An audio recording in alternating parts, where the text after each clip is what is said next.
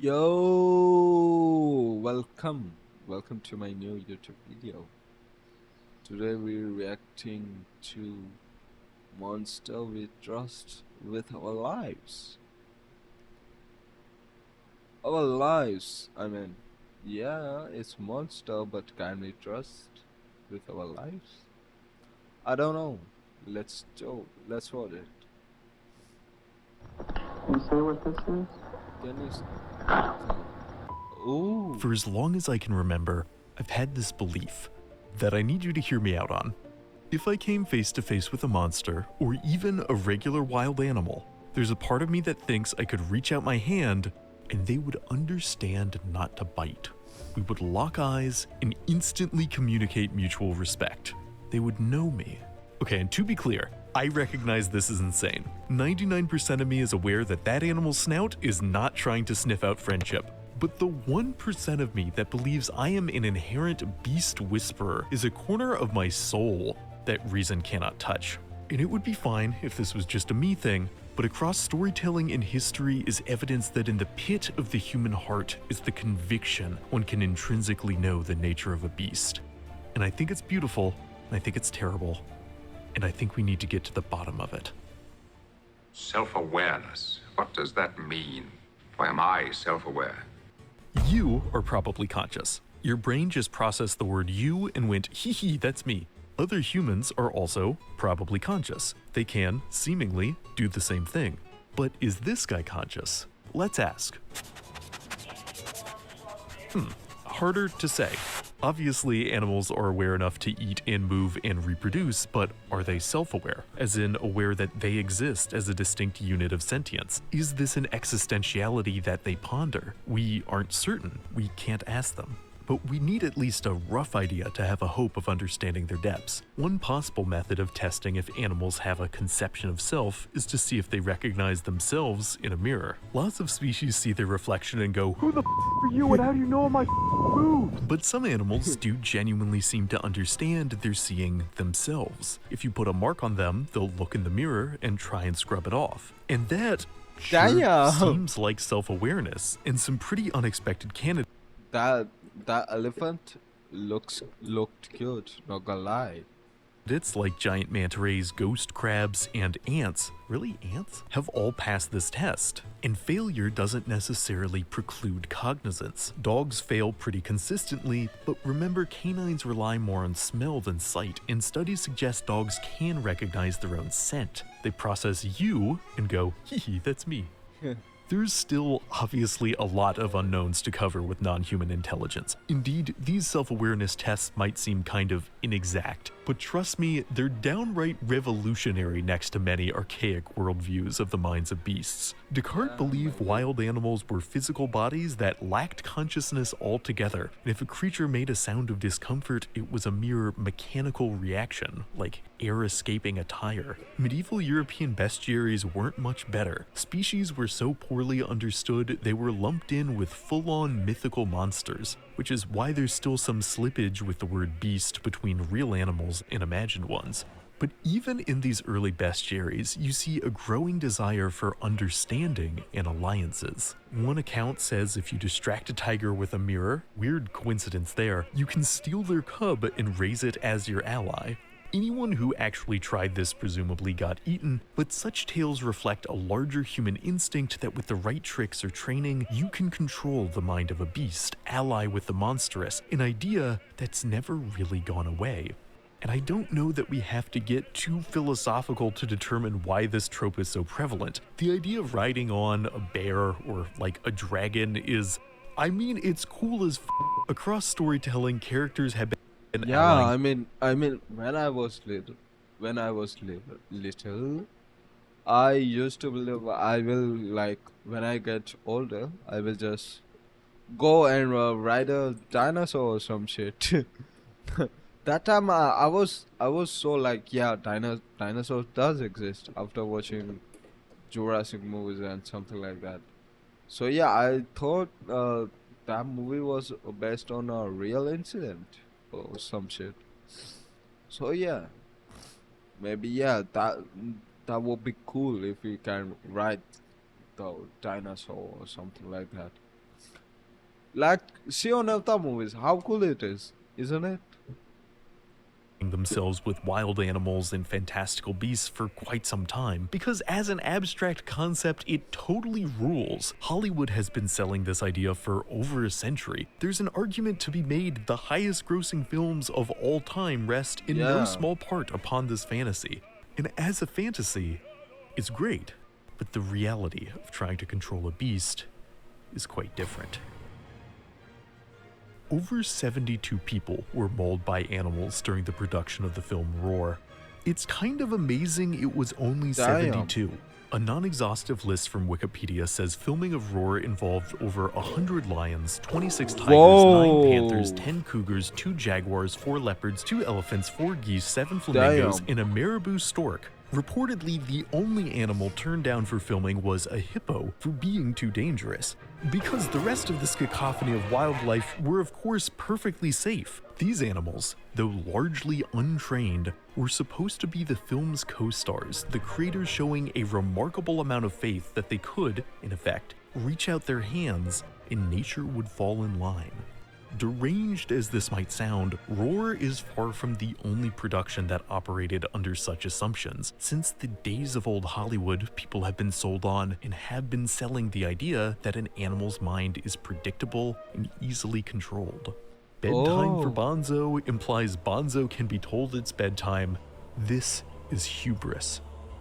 The misplaced confidence that animal instincts can be scheduled around script changes or a director yelling cut is the grim connective tissue of Jordan Peele's deeply meta horror film Nope.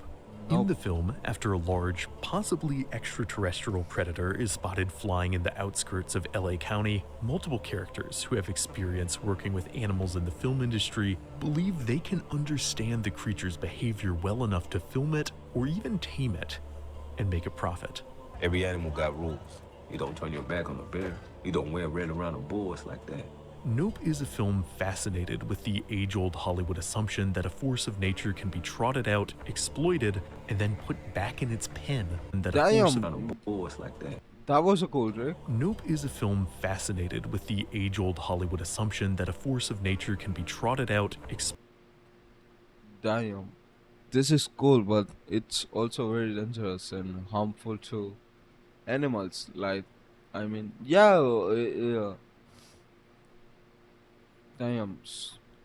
Yeah, I mean, yeah, we don't need to like go and damage our animals. Like, yeah, they are extinct. They are going to extinct, but damn, at what cost? exploited, and then put back in its pen without ever becoming unpredictable. Throughout the film, multiple characters assert that though the predator may be dangerous, they understand how it thinks. They have a special bond with it. They know how to speak its language. Yet the voice of nature has never been easy to translate.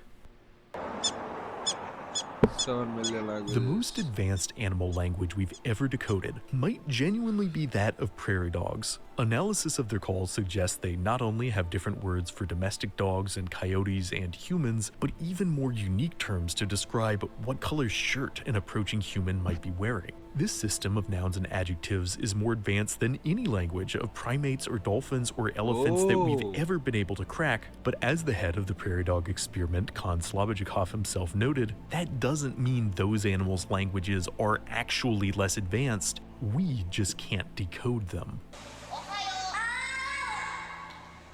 It's an appealing fantasy that the smartest animals would communicate the way we do. Indeed, when animal languages don't match our own, it's often taken as proof of their unintelligence.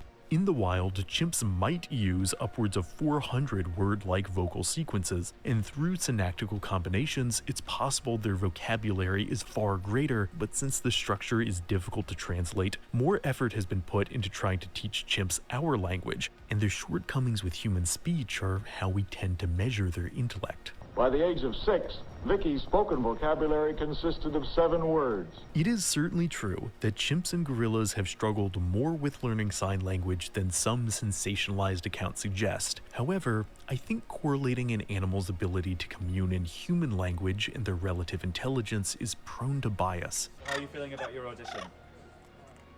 Alex was an African gray parrot who has been called the smartest animal ever studied. Also, yes, I know humans are animals. We'll unpack that later. It's been argued Alex is the only animal on record who has ever asked an existential question. After being taught primary colors, he pondered his reflection and asked, "What color?" and seemed satisfied to learn his feathers were gray. And that is incredible. I am not trying to downplay the intelligence of parrots. All sorts of recordings show them asking similar remarkable questions. What's this? These are keys. What's that made of? Many bird species are much more intelligent than we give them credit for, but I do think it's worth flagging the fact that the one animal we've managed to record asking an existential question is an animal that can mimic human speech. Studies have claimed apes have never asked any question, but really all we can say for certain is that they've never asked a question in our language. Likewise, after years of training, elephants have only been able to say around 5 words. But they and other animals don't necessarily have the right physical structures to speak our language, and more fundamentally, they don't necessarily want to. We think elephants communicate ideas with a combination of movements, touch, and infrasound rumbles that humans can't hear, and even give themselves individual names. Yes, elephants, like apes, have been largely unable to speak human, but we have been largely unable to speak elephant. Assuming that a species' limited understanding of human linguistics beyond simple commands is the sign of a basic, predictable mind is often not only mistaken, but deadly. There are countless horror stories of animals who were supposedly happy to follow the orders of their trainer until they unexpectedly turned on their human counterpart. I think such stories are often unfairly held up as proof of the animal's lack of intelligence, that at the end of the day their minds run on savage instinct, not intellect. But many of the species historically made to perform in beast tamer theaters have remarkable capacity for in-species communication, but commands aren't the same thing as communication. Even if you can condition an animal to respond to a gesture, that doesn't mean the animal understands or likes you. If you got grabbed by like a group of intelligent octopuses and they taught you to do tricks for their amusement in a tiny enclosure with no enrichment, would you consider them friends? Would they understand you? And if one swam close enough, how polite would you be? And yet, despite this thought experiment, I can't deny there's still a part of me that wants to believe that a mighty beast could be a friend, could have their violent potential tamed. As much as people have laughed, myself included, about how in the Jurassic World films, sticking out your hand can apparently calm even an untrained dinosaur, a little bit of belief flares up in my soul every time I see it. Because it's a hand gesture I recognize, a universal symbol of reaching out that in my mind transcends verbal language. Even though I'm aware there is no way another species would just inherently know what such a gesture is supposed to mean. It takes a kind of mad faith to believe that a predator's instincts could be overcome with a wave of the hand. But sometimes, mad faith is all you have left. The first time I ever saw a trailer for the film Life of Pi, in which a boy is stranded at sea with a tiger, a man sitting next to middle school me said something I've genuinely never forgotten. "That is the stupidest shit I've ever seen. Why doesn't he just kill the tiger?" So first off, I'm still not sure how this dude thought a starving, unarmed boy could kill one of the deadliest predators on 4 legs. And second off, though I'd at that point not read the novel by Jan Martel, I was already vaguely aware the tiger is obviously kind of a metaphor. That second point is actually worth unpacking a little further. Because regardless of how literally you choose to interpret its central feline, Life of Pi genuinely does have a fair bit to say about non-metaphorical human-animal relationships. Animals do not think like we do, is not your friend.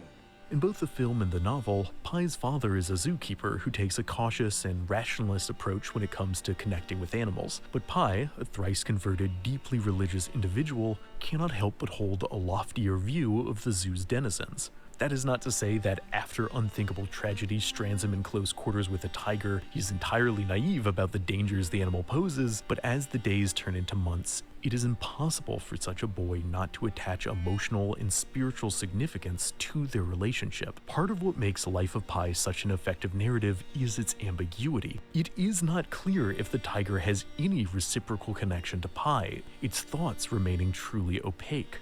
When you look into his eyes, you are seeing your own emotions reflected back at you. Nothing else. Pi does, for the sake of survival, have to train the tiger, but again, is that communication? Does he ever truly manage to speak to it? Many of us will never be in a situation where our lives depend on negotiating an uneasy partnership with a real flesh and blood creature. More than perhaps any time since the dawn of animal domestication, a greater degree of separation exists between the average human and the average animal. And in contrast to past eras of Hollywood, at almost no point in Life of Pi was a real tiger on set with the actors, which, for safety reasons, to be clear, was a very smart move. A digital puppet of an animal can of course hit the marks we expect with a human-written script far more easily than the real thing. Likewise, I can easily bond with horses in video games. They respond to my commands, whinny clearly to show their emotions, but while I've always very quickly gotten attached to virtual equines, I've never been able to connect so well to real horses. They bite and kick and instinctively know I'm not in charge, delivering huge blows of reality to my beast whisperer fantasy. It's easy to love a creature coded to be on its best behavior. It's harder when they're actually autonomous. The paradox of the griffin Trico from the game The Last Guardian is that someone programmed that animal to be an asshole. They could have made Trico perfectly behaved. Indeed, for a game all about the emotional bond between the player's character and Trico, you'd think they would have, but they didn't. And I think that's significant. The game follows the story of a young boy and griffin both trying to escape a perilous valley, and like Life of Pi, the relation between human and predator is extremely tenuous. Trico will not listen to your commands with consistency and will violently lash out at unexpected times, and yet you don't have much choice but to work together. The only way out is through this partnership, and if you keep pushing through the frustration and fear, you'll form a truly meaningful... Well, I can't definitively say what you form. On my end, I felt more connected to this animal than any other digital creature, its realistic unpredictability making the ultimate partnership all the more meaningful, but I know some players still didn't trust Trico, all the way up until the credits rolled. And should you? Again, like Pi and his tiger, it's not entirely clear in narrative how much the creature actually cares for the boy. By the end, it certainly seems like Trico feels the bond too, like there's been a genuine connection, but that might also be the boy's own reflected emotions, if not the player's. I wanted to believe that I understood this beast that I went through so much simulated hardship with. That doesn't mean I ever truly did. Where is the line of separation between a transactional human-animal relationship and a sincere emotional connection?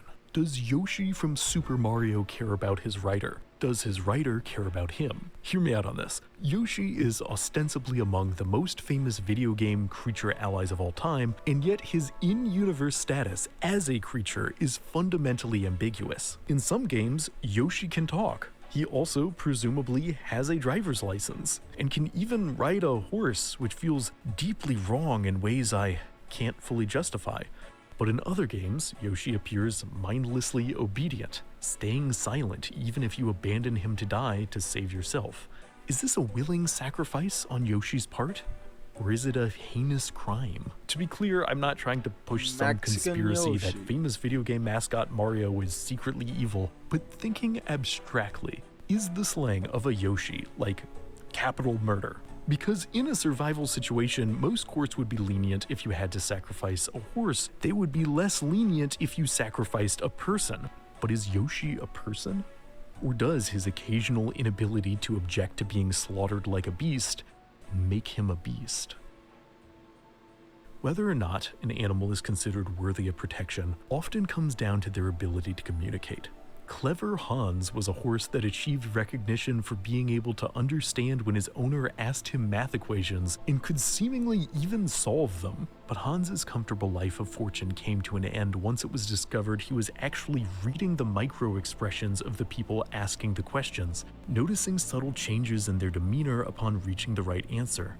But that's still awareness, still intelligence, just not a kind people found valuable. Yeah. Later, Hans was likely slaughtered and eaten due to the meat shortage of World War I. not being What the fuck? He killed the horse and it Damn. And it was an intelligent horse. Damn, what they think? They're gonna gain intelligence by eating it? perceived as communicative often means not being perceived as needing rights. A reoccurring argument I've seen when it comes to the relative value of animals is that while some species might be capable of limited symbolic communication, genuine language is something unique to humans, and it is what truly elevates us. And all cards on the table, I simply do not buy this. For one, recent statistical studies suggest whale communications have a grammatical structure very close to complex human sentences, that these are social creatures with a capacity for capital L language, but more fundamentally, okay, say that it's true. Say that despite all evidence to the contrary, no animal communicates quite like we do. Can we confidently assert that this makes them less consequential, renders the connections they form less meaningful? An orca mother once carried her dead calf for 17 days and 1,000 miles, refusing to let the body disappear below the waves. And do we need proof of communication to know that is grief and that is love? Not all species think like we want them to. Not all species want to be our friends like we want them to. But does that make them less important? I've always appreciated media that acknowledges that yes, nature can be uncommunicative and violent and unfamiliar, and yet is still of profound significance. Few works of art in recent memory capture this truth better than Genndy Tartakovsky's Primal. Though on paper its story about a caveman and a dinosaur learning to trust each other might seem like something from a B-movie or like The Flintstones, in motion, Primal is a uniquely raw and poignant treatise on the relationship between the human and non-human. Spear and Fang, the caveman and dinosaur, are not meant for a peaceful coexistence. They are both quick to anger and distrustful and poor communicators, and yet bonded by shared grief, they attempt to navigate the world together, a world where violence is the only path of survival and alliances rarely endure. But Spear and Fang's relationship does endure, strengthening through every selfless act performed on the other's behalf. Though they think differently, though they may never truly know the other, there is trust there, even though their alliance unarguably carries inherent risk. And while Primal is obviously not historically accurate, isn't this kind of a true story? Humanity's story? For all I've said about the dangers of trusting a predator, humans did manage to pair bond with wolves, an alliance that by nature's standards is an all-time success. Someone successfully reached out long ago to a predator, believing they could know the heart of a beast, and they might have been right. I mean, sure, you can claim that humans and dogs still don't truly speak the same language, but I don't know, I think we kind of do. Humans are animals, and there's evidence we're not the only animals that have this strange instinct to seek out alliances, even though it can be risky. Species have been observed bonding with species they have no established symbiotic link to, and that kind of makes me wonder if, like language, the desire to commune with something unfamiliar goes beyond humans. Maybe the street goes both ways. Maybe whales debate if we're capable of meaningful communication or self-awareness. I hope they think we are, and I hope that they're right. You know, I will say, I learned a lot about the intelligence of apes and monkeys and dolphins and whales and crows and dogs and about 100 other animals while making this video, and now I can't stop wondering who's gunning hardest for our job. That is to say, if something were to happen and humans vanished, which animal is most likely to take over as civilization builders? You can watch me try to figure this out right now in a full second video only on Nebula. You already know about Nebula. Wait, maybe you don't. Okay, real quick. Nebula is a creator-owned platform where you can watch all my videos 24 hours early and with no ads and see my multiple exclusive videos, and there's like a billion other great ad-free episodes, classes, and podcasts on there from your other favorite YouTube people. And if you sign up using my link on screen or in the description, it only costs around $3 a month. Actually, I think it's exactly $3 a month. I don't know why I said around, it just sounded better. Anyways, that's is 40% off not just my video on how octopuses might one day rule the world, but also high quality shows like Abolish Everything, this great new comedy series we've been working on about comedians arguing to ban certain societal pet peeves. Oh, and I almost forgot, you can show these videos to friends or family for free using week-long Nebula guest passes. Everyone just gets those, you don't have to sign up. Alright, Nebula, same deal as always. $3 a month, early and extra Curious Archive videos, 1,000 other things from other people. The link is down below, or maybe to the side depending on how you format your browser. You'll be able to find it. Alright, that's a wrap. Okay, damn, this was a great video, no gonna lie. Yeah, really, I enjoyed it. It was good. And it was about can we trust? Yeah, I'd say yeah we can trust, but we don't have to trust that much, you know. That much. Yeah, we can like communicate or something like that, but humans are humans, animals are animals. So yeah, that was my point. Oh, okay then. Until then, check out bye bye and see you soon. Bye. Ha, aha, aha. Sven.